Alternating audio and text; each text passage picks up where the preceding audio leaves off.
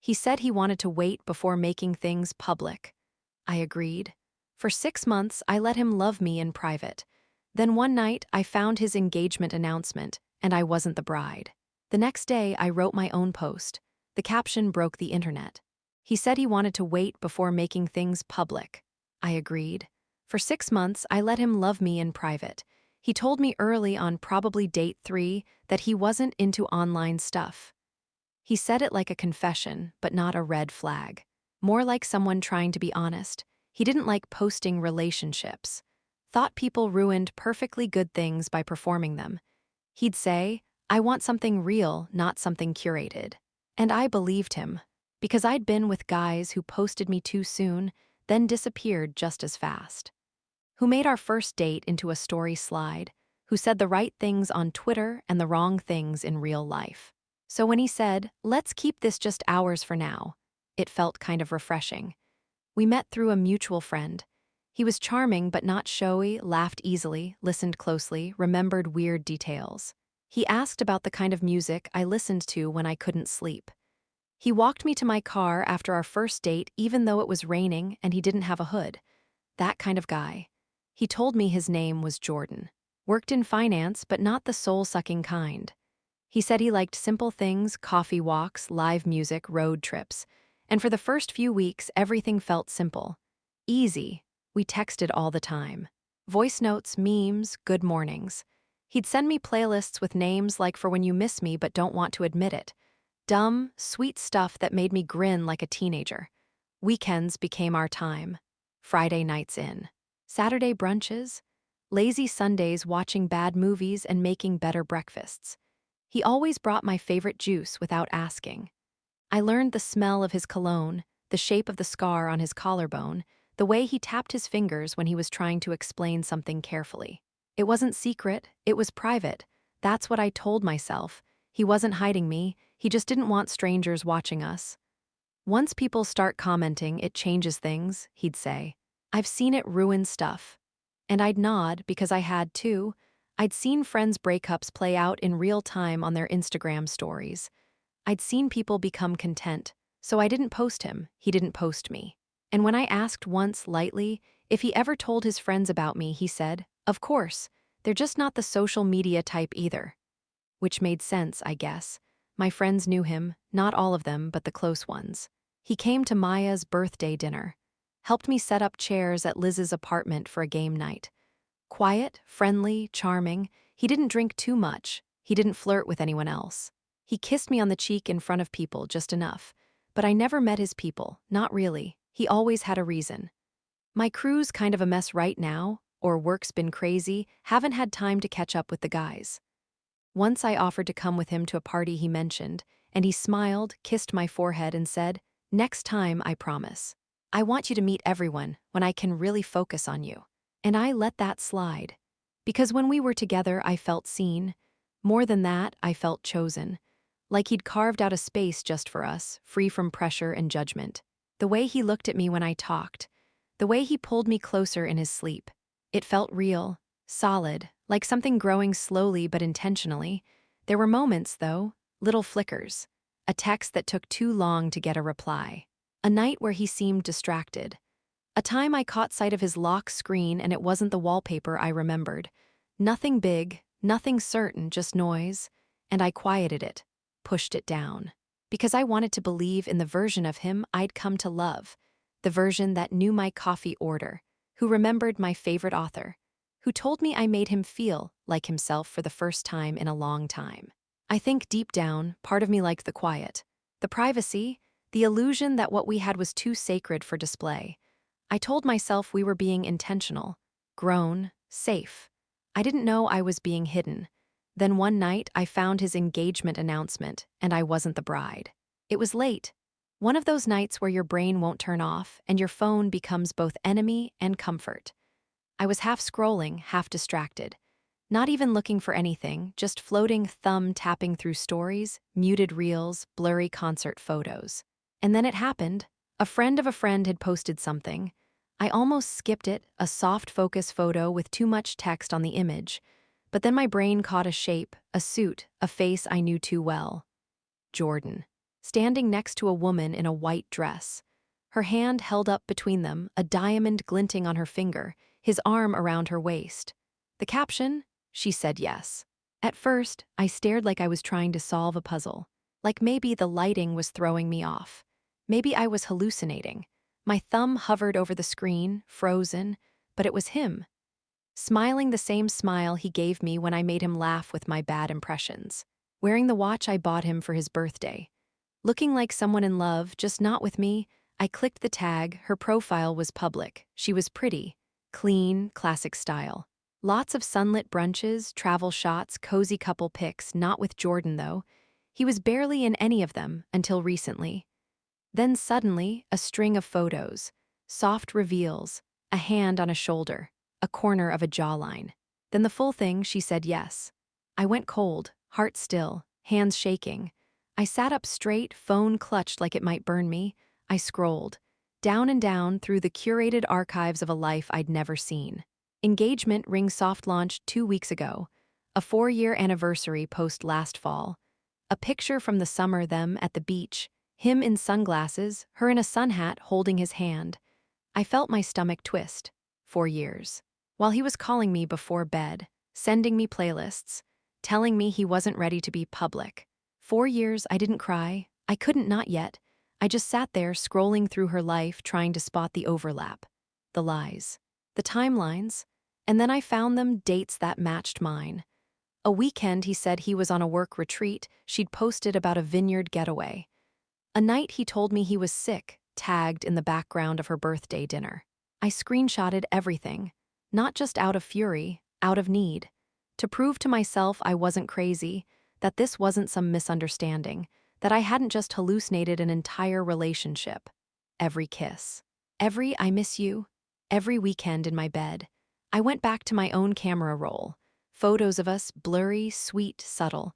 A close-up of our hands at dinner. A mirror selfie in my apartment. A shot he took of me reading, my legs tangled in his. He told me he wanted to keep it ours. What he meant was keep it hidden. I didn't sleep. My phone's screen stayed lit most of the night. Messages to Maya drafted and deleted. Instagram profile pulled up again and again like maybe something would change. But nothing did. By morning, I'd moved past shock. Something had settled, something clear and cold. I wasn't going to beg. I wasn't going to scream into his voicemail or send long texts asking why. I knew why. He wanted both. Her in public, me in secret. But now it was his turn to be exposed, so I picked a photo. Just one. A shot from 3 weeks ago, him holding my hand at dinner. You couldn't see his face, but if you knew him, you knew, and he knew. I typed the caption slowly. Deleted, rewrote, kept it simple. Dating privately hits different until you find out you're the side project. Congrats to the bride-to-be, your fiancé has great taste in playlists. I hit post, then I waited, not for him, for the internet. It didn't go viral immediately. That's not how it works. At first, it was just a ripple, a few likes, some raised eyebrows in my friends texting variations of wait, what? And is this who I think it is? But by noon, it was a wave. The reposts started on private stories, then screenshots hit TikTok. Some girl I barely knew from college tagged me with, "You did what had to be done." People began stitching it with dramatic readings of the caption. A guy in a hoodie made a reaction video just staring into the camera with his mouth open. The comments exploded. People saying they had chills. Others comparing it to a Taylor Swift bridge. I started getting messages from total strangers. Just saw your post, I don't know you, but I'm proud of you. You just gave closure to thousands of women, not just yourself. This is art. This is justice. This is public service. It was surreal and weirdly calm. I didn't feel like I'd done something impulsive. I felt like I'd taken the trash out. Publicly, and Jordan, he noticed fast. The first message came in less than an hour after the post blew up. What the hell is this? Can we talk? Then, you don't understand. Followed by, I told you I wasn't ready. It wasn't about you. Then 10 more messages in a row, each one more panicked, more slippery. He tried to make it about confusion, boundaries, timing. You knew I wasn't looking for anything serious, he said in one. In another, you misread everything. And then the all-time favorite, we were on a break. He was spiraling, and I didn't respond to a single one. I just watched as his carefully managed world came undone in real time. TikTok detectives dug up his LinkedIn. People started finding comments he'd left under both our photos, subtle, vague, just enough to keep his stories straight. Girls started commenting on his engagement post, not attacking, just quoting me. One just wrote, "Great taste in playlists." Another, "So private he forgot to mention her." By nightfall, I muted the post. The notifications were a blur. I didn't want to write it out. I just wanted to let it exist, a fact, a record. I didn't want attention. I wanted accountability. And somehow, without shouting, I got it. It was late again. Funny how the big moments kept finding me at night. The message came through a request, and I knew who she was before I opened it. Her profile picture was the same one from the engagement post, soft lighting, white dress, the ring on display. Except now her profile was private, her message was short, careful. "I saw your post. I thought something felt off, thank you." That was it, no drama, no accusation. Just a few words that said everything. I stared at it for a long time, unsure how to respond. I'd imagined this moment in different ways, her lashing out, calling me a liar, turning on me instead of him. But she wasn't doing any of that. She was quiet, direct. Hurt, obviously, but not at me. So I sent the screenshots, all of them. Photos, texts, voice notes, dates, captions. I didn't editorialize or explain. I didn't need to. The truth didn't need a headline. She read them all in silence. You can see that on Instagram when someone's there, hovering, typing, then deleting, then typing again. Finally, she wrote, "I don't know what I'm going to do, but I'm really glad I know." I didn't say I'm sorry. It felt hollow. Instead, I said, "You didn't deserve it. None of it was your fault." She replied with a heart emoji. That was the last I heard from her. And then, almost as if the universe couldn't let the moment land without a punchline, Jordan called me. He actually called. No warning. Just rang my phone like we were still in whatever version of a relationship he thought we had. I watched it buzz on my counter. He left a voicemail. I waited an hour before I listened. His voice cracked halfway through. He sounded exhausted, or maybe just desperate. He talked fast, like if he said enough words, one of them would hit the right note. "You didn't understand. I was going to tell you. Things were complicated. She and I were on a break when I met you. It wasn't supposed to happen like this. I really did care about you. You were important to me. You're making this worse. Please call me." I played it twice, not because I missed him, but because I wanted to be sure, really sure, that there wasn't a single thing left I needed from him. There wasn't. I blocked him mid-message. Text, calls, everything. Deleted the voicemail, deleted the thread. Deleted the contact, not out of spite, out of sanity. He'd chosen his story. I just made sure the ending got printed, and I was done writing him into mine. A week later, I got a package. No return address. Just a plain padded envelope with my name handwritten on the front. My stomach dropped before I even opened it. I knew who it was from. There's a particular kind of narcissism that thinks it's romantic to bypass silence with a surprise. Inside was a notebook. It was soft-covered, black, creased at the corners like it had been carried around. My name was written on the inside cover, along with the date we met. The handwriting was unmistakably his, half-cursive, overly slanted, like he was always trying to make it look deeper than it was. Every page was dated. Entries. The first was from our second weekend together. He described the brunch place we went to, the way I laughed at something dumb he said, the strangely heavy feeling he had driving home. I recognized the memory. I remembered thinking it had been a good day. I just didn't know he'd walked away from it and turned it into literature. The second entry talked about how unexpected I was. How he didn't know if he was allowed to feel this way about me. Allowed. As if someone had given him a contract he wasn't sure he wanted to sign. By the fourth entry, things got darker. He started rambling about how torn he felt. How life was messy and nonlinear. How he wished people understood that sometimes hearts fracture in multiple directions. I kept reading, I don't know why. Some morbid need to know what version of me lived in his mind. In his words, I was everything he wasn't ready for. The wrong timing. The accidental anchor. He wrote about me like I was an inconvenient miracle, beautiful, grounding, and in the way. One entry was dated 3 days before our last weekend together. He described kissing me while wrestling with the weight of the choice. His words, as if I was a temptation to resist, not a person he was actively lying to.